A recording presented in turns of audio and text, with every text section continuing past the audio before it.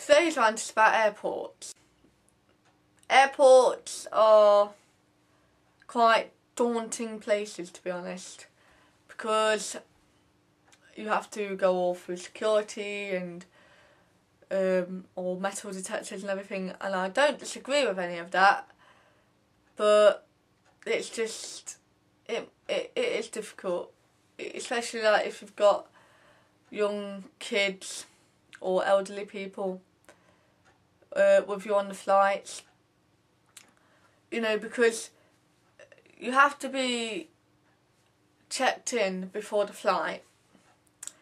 So usually people arrive 3 hours earlier. But the thing is, everyone always says, oh, I arrived 3 hours earlier, but everyone else arrives 3 hours earlier as well, so you get stuck in the queue for 2 hours. So when you actually come out of check-in, you've only got an hour left until you're boarding the flight, and then you've got to go all through your security with your bag, your hand luggage, and go through the metal detector. And no one ever thinks about this, because I didn't think about this. But once I went through the metal detector and it went off because I had a belt which had metal on it. And I was thinking, oh God. Because a belt has a buckle on it, but mine had this like pattern on it, and that was metal as well. And I was thinking, oh crap, what have I done? Even though I knew I hadn't done anything, but it's still daunting. You're like, oh no, they want to search me now. So they've got to search through all of your bag. And they didn't search me, luckily, because I was only about 11. I think it was the first time I ever went on a flight, and that was when I was about 11. And then, strangely enough, after that flight, we had to go on another flight the same day, and so I had to go through the whole process again. I was like, oh no, not again. But they searched my bag, but they didn't find anything. And they seemed to select as well random people to search their bags. And then you've got to go through departures. And my mum, she has to look in the duty-free section. And the thing is with duty-free is this. You go into duty-free and it says, you don't have to pay tax on any of the stuff in here. Or not quite like that, but you know what I mean. And she's like going, oh look at all this stuff. Oh, we could buy some of that. Oh, buy that, and probably that. In the duty free, what they do is they up the prices to cover the tax. So in effect, you are still paying tax. Only this time, they don't say, you have to pay tax on every item you buy here. Instead they say, no tax needs to be paid. And they hide the fact that they've upped the prices from like £150 or something on a camera to £400 to cover the tax that you have to pay. And because they can get away with upping the prices. Because no one's going to question it. It's just like, oh, tax free. Buy that and that and that and that. Yeah, buy all this. Yeah. And then all of a sudden you've got like all these items, and you end up paying like £40 for them. I have seen some people do that. My mum hasn't ever done that, luckily. She's probably bought 2 things that are like, I don't know, £5 each somewhat. But £10 isn't much really to lose, to be honest. But it's like other people just go and just seem to sweep everything off the shelves, like as if they say, Yeah, I need all this, yeah. Oh, £40.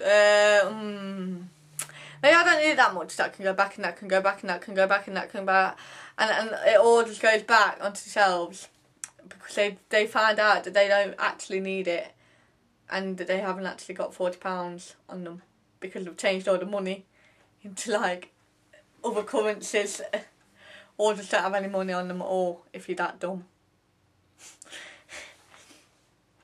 But airports, I hate them because as well in airports everyone does this. They sit there like this and like, because they're really, really bored and they're just there silently. The only people, and this isn't a criticism, I actually like this. The only people who don't seem to sit quietly, or most of them, are the Americans. Now, I'm not being bad about any Americans. Americans, I love you. You're all great, awesome people. I actually find it really good that you have that confidence to be able to make a situation in an airport, which seems all dreary and crap, into something that is like really, really cheerful. And you know, I've spoken to a few Americans in airports, you know, and it's really, really good, you know, because everyone else, you know, if you go up to anyone and go, hi, how are you, everyone else doesn't seem to be bothered. But with the Americans, I've seen this happen as well. The Americans will go up to someone and say, hi, how you doing? And if that person doesn't respond, they will move on to the next person or onto another person and go, hi, how you doing? Until they find someone who's going to respond. And I think that's really, really cool.